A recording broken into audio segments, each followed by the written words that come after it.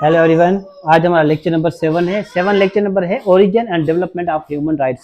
कि जो human rights हैं उसकी ओरिजिन क्या है और उसकी डेवलपमेंट कैसे हुई। ठीक है, स्टेप बाय स्टेप हम देखेंगे।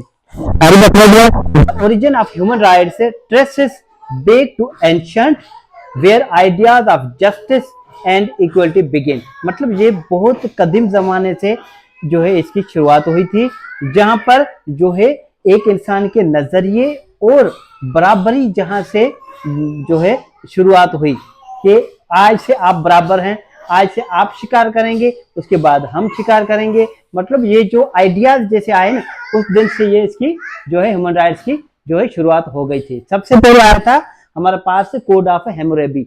हैम्मुराबी हमारे पास से 1754 बीसी में आया था। ये जो है earliest and complete legal written code in human history.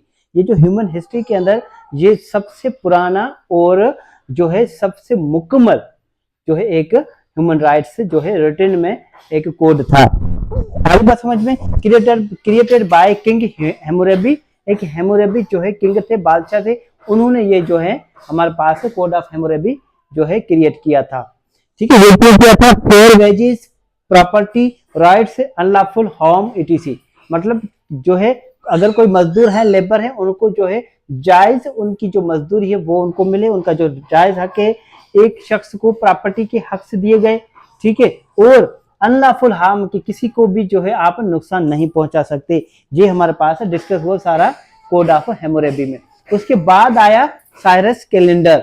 Cyrus calendar एक मिट्टी का जो है बर्तन था, उस पर लिखे गए। ठीक है, ये हमारे पास साइरस जो है बादशाह था, ग्रेट किंग जिसको कहा जाता है, जो है मिट्टी का जो है हमारे पास एक सिलेंडर बनाया था, उस पर जो राइट्स लिखे गए। इसके अंदर कौन कौन से राइट है? Freedom from slaves, religious freedom end of force labour, की जो है आपको आजादी दी गई थी कि जो है आप आज के बाद गुलाम नहीं रहेंगे। आपको मजहब की भी आजादी है और आपसे कोई भी जबरदस्ती आपसे कोई जो है मजदूरी वगैरह नहीं करवाएगा। ठीक है, considered a first charter of human rights. इसको भी ह्यूमन राइट्स का पहला चार्टर तस्वीर किया जाता है। क्लियर है। उसके बाद आ गया आपका मैग्ना कार्टा। मैग्ना कार्टा से तो आप वाकिफ हैं, जो है किंग जॉन जो इंग्लैंड के थे, उन्होंने जो है हमारे पास मैग्ना कार्टा जो है लाया था। मैग्ना कार्टा या फिर ग्रेट चार्टर भी इसको कहा जाता है। इसके अंदर क्या था कि that limited the monarch and powers and established fundamental legal principal. इन्होंने क्या किया था कि जो बादशाही या शाही निजाम था, जो बादशाहों का जो निजाम था, उसको उसके इख्तियारात और उसको जो है थोड़ा लिमिट कर दिया कि ऐसा नहीं होना चाहिए, कुछ राइट्स किसी और को भी दिया जाए। ऐसा नहीं है एक बादशाह जो है जो चाहे वो करता रहे। ठीक है, तो फिर उसके बादशाह के मोनार्क के जो सिस्टम जो इख्तियार थे उसको लिमिट कर दिए थे। मतलब इसके अंदर rule of law, due process, limited taxation, कि जो है किसी पर फजूल जो है टैक्स वगैरह नहीं लगाया जाएगा, कानून की हुक्मरानी होगी, और जो ड्यू प्रोसेस, अगर किसी ने कोई जुर्म किया है तो ड्यू प्रोसेस जो है अपनाया जाएगा। ठीक है, किसी को बिना सुने जो है कोई किसी को सजा नहीं दी जाएगी। उसके बाद आया आपके पास पिटिशन ऑफ राइट्स। हमारे पास 1682 के अंदर। क्लियर है। पिटिशन ऑफ राइट्स जो है पास हुआ था हमारे पास इंग्लिश पार्लियामेंट में पास हुआ था। और इसके अंदर भी जो है मोनार्क जो थे वो जो है ऑफिशियली जो है लिमिटेड कर दिए थे, तो किसी भी कोई भी टैक्स ज्यादा नहीं दिया जाएगा, किसी को भी जो है नाजायज सजा नहीं दी जाएगी, जो मार्शल लॉ वगैरह जो है वो भी नहीं लगेंगे। उसके बाद 5 बिल ऑफ राइट्स 19 जो है 89 के अंदर। इसके अंदर भी जो है मोनार्क के जो है इख्तियारात वो जो है मखसूस कर दिए थे, और पार्लियामेंट्री सॉवरेनिटी थी, और इंडिविजुअल राइट्स जो है ना वो इसके अंदर दिए गए थे। क्लियर है जहां तक बात।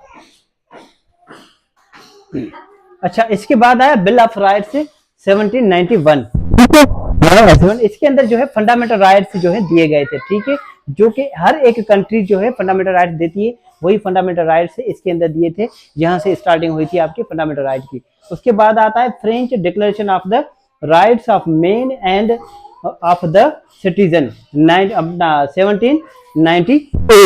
इसके अंदर जो है आपके जो है अपना फ्रेंच डिक्लेरेशन आई थी, जो है मर्द और शहरियों के हकूक जो है इसमें दिए गए थे। मतलब कुछ जो है फंडामेंटल राइट्स इसके अंदर कंसीडर होते हैं। इसके बाद जो है अच्छा, इसके बाद है हमारे पास industrial revolution and labour rights. 17 से लेकर 1840 तक जो है ये हमारे पास आया था। ये आया था बेटर वर्क और फेयर वेजेस के लिए। मतलब जो है आपका जो है इंडस्ट्रियल में जहां भी मजदूर वगैरह काम करते हैं तो उनको जो है अच्छा काम दिया जाए और उनकी जो है मजदूरी वगैरह जो भी है वो भी सही दी जाए। यूडीएचआर 1948। अच्छा, ये क्या है? ये हमारे पास लैंडमार्क डॉक्यूमेंट है जो कि आपको ह्यूमन राइट्स प्रोवाइड करता है, बेसिक ह्यूमन राइट्स प्रोवाइड करता है। ये जो है इससे तो आप वाकिफ ही होंगे, जैसे फंडामेंटल और जो है बेसिक ह्यूमन राइट्स जो है ये देता है। उसके बाद आ जाता है international covenants on human rights, जो है कुछ ट्रीटीज बनी है ह्यूमन राइट्स पर इंटरनेशनल, जो हमारे पास आईसीसीपीआर और ICESCR, international covenant on civil and political rights, international covenant on economic, social and cultural rights. तो फिर ये जो है हमारे पास इंटरनेशनल कोवेनेंट बने हैं ताकि आपके फंडामेंटल राइट्स प्रोटेक्ट किए जाएं। तो क्लियर है। 11 नंबर पर है ग्लोबल ह्यूमन राइट्स मूवमेंट। अब ये जो है हमारे पास करंटली ये चल रही है कि ग्लोबल ह्यूमन राइट्स मूवमेंट, अगर कहीं भी कोई भी जो है ह्यूमन राइट्स वायोलेट होता है तो उसकी फौरन जो है खबरें पब्लिश हो जाती है और उस पर नए कानून बनना शुरू हो जाते हैं। क्लियर है। जैसे कि हमारे पास 20वीं सेंचुरी में के अंदर देखा गया है कि ह्यूमन राइट्स जो है वो इंक्रीज हो रहे हैं, वो राइट्स हो रहे हैं एनजीओ के साथ और इंडिविजुअल एडवोकेटिंग के साथ, या फिर ये जो हमारे पास protection and promotion of human rights worldwide. Clear हो गया। मतलब आपका जो है यहाँ से ओरिजिन स्टार्ट 0 से स्टार्ट हुआ तो और आज हम यहाँ पर खड़े हैं। ठीक है, क्लियर है। अगर यहाँ पर किसी किस्म की कंफ्यूजन हो तो आप मुझसे पूछ सकते हैं।